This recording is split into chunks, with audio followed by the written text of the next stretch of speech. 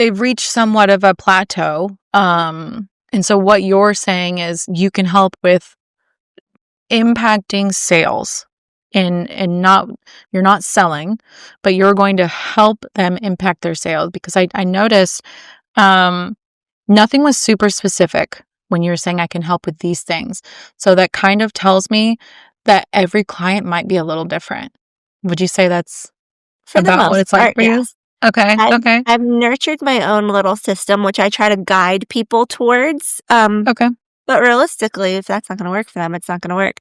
So, like, my favorite things to do for people are anything with the equivalent in your brain of online scrapbooking. So, like, piece together a flyer, piece Yes. together a newsletter, piece together Okay. a blog post. So Mm-hmm. anything that involves writing and imagery in some way are like my Yeah. favorite. And that tends to be where people get that like paralysis of, oh my God, I don't even know where to start. Cause like I need Yeah. to write and then I need to create images and then I need like, it's too much There's for a them. lot. So that's what I like to do for people. Okay. So there are some commonalities when it comes to content. And I love scrapbooking. So as soon as you said that, I was like, oh, I speaking my know. language. I like the idea of scrapbooking. I don't think I like the execution. Because I have a hard time with like messiness. I And sometimes scrapbooking can feel messy. I know. Do you I know. It's feel because it's that? organized chaos is what it really is. Yeah. And I think that's why I Okay. like it. Like, I like Yeah. organizing blogs and here writing goes here, an image here, and then a link, and Yeah. I like doing that. I love that. Okay. Why do you think owners freeze? They get this analysis paralysis when it comes to posting. Like, why? Who cares? But why do you think? When you are listening to people, they have their strategy call and they say all these things they know they should be doing or want to do, why do you think they haven't just done it? Well, because I don't think that they have the time to put a post together. I don't think they can see the long game of like, you should put this post out now, because if you wait until, let's say you wanted to make a post like launching this product, whatever. Yeah. Yeah. They're so excited to post that they don't want to do it too early, so now they're just waiting. Well, in the meantime, you've had nothing posted for months. Yeah. So I think that they're really just waiting till things are perfect, which, not to laugh at anybody, because this is literally what I do for people. I make stuff. Yeah. The lifespan of an Instagram post is like seconds. Like a story's 24 hours. Cool. Yeah. An Instagram post, if you didn't get people, they're scrolling right past. Yeah. That's And so, such a like, yeah, bummer. you might hit a good one where, like, people go back Yeah. to it, reshare it, visit, and then it extends its own life, but, like, Yeah.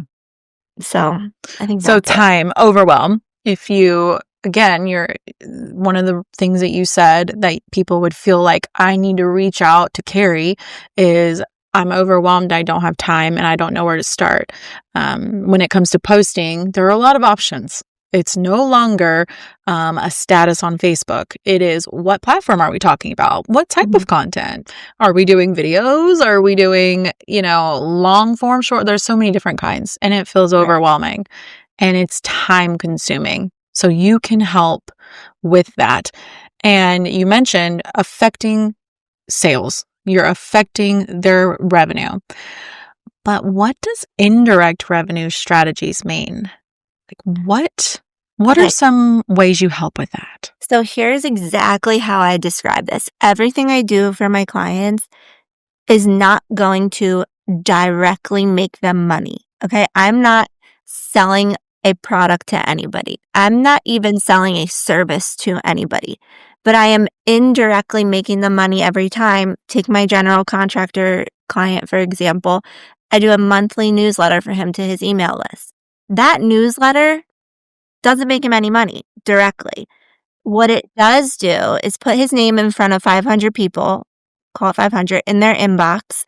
And now those people are like, actually respond. Like maybe, 20 or something respond. I've been thinking about getting my basement remodeled. Like, can you come in for a quote? Well, then it's in his hands. So I indirectly made the connection, and then he has to make the sale. So my newsletter did not make him money, but my newsletter gave him the path to make the money himself. No, that's gold. Because you are helping people stay consistent. Mhm. You are helping people stay relevant. You're not selling. You're helping with their online presence. Right. And that is the whole, that feels like the whole point when it comes to having an online presence. I love that you have a Canva website because people think I have to drop some dough on a website. And you are leading by example. You're like, you don't need all that to make money. You really don't. We're overcomplicating it. So staying relevant, consistency hand in hand. But when you say, I'm helping you stay relevant, what is the formula for staying relevant? How often should we be posting? For my own self, I just try to do it once a week, which is probably not enough. But for my own, like, if somebody were to Google me or, look me up on Facebook, they'd see a post from within a week. Because for me, that's all I need. When I was posting more, I wasn't noticing that I was getting any more clients than I am now, because what happens is that the people who I do know and who had good experiences with me, now I'm talking to their people. So it's like they're doing the referring for me. And then, like we talked about, doing the due diligence of where you're spending your money, they should look me up. And I'm going to have posted a week ago. I don't see, that's kind of how that's the expectation. Yeah. For somebody who doesn't post at all, I think 3 posts a week, one pulling from your personal life and how can it connect to a post about your business. I think my most recent one right now, because it's New Year. I know your episodes aren't in real time, but New Year's is like, picture that my husband took of me drinking wine on like our once a month date night. That has nothing to do with my business. So what did I do? I changed that into a post about like New Year's and goals for your business and like cheers to 2026. So like you can pull one from your personal life. You can have one be a question. Like, you asked me a great one. Paperless, digitalless, and then let people go in the comments. And maybe they won't go in the comments, but you started off. You should be the first one to comment on a question. Break the ice. Yeah. And then the third one could be something trending about the industry that you're in, whether it's hair, home modeling, whatever it may be. Yeah. Okay. And So that's how we're going to stay simple relevant. way to start. That's kind of how I thought. And then if you want to do reels, if you want to do static posts are easier. I would take the easy way if I were. What is a static post? Like a picture. Doesn't move. Yeah. Like, it's literally just not a reel. It's not a video. Okay. Just picture. Okay. Now, if you look at my social media, you'd be like, oh, why are you asking that? You have static posts. My assistant is very knowledgeable. So she does all those things. So you're helping with that. You have the knowledge. They just need to show up with the yearning for wanting to stay relevant. And it doesn't have to be complicated. So a simple action step that a listener can do is 3 posts a week. And you broke it down very simple, like even where I understand it. And I'm not a tech guy.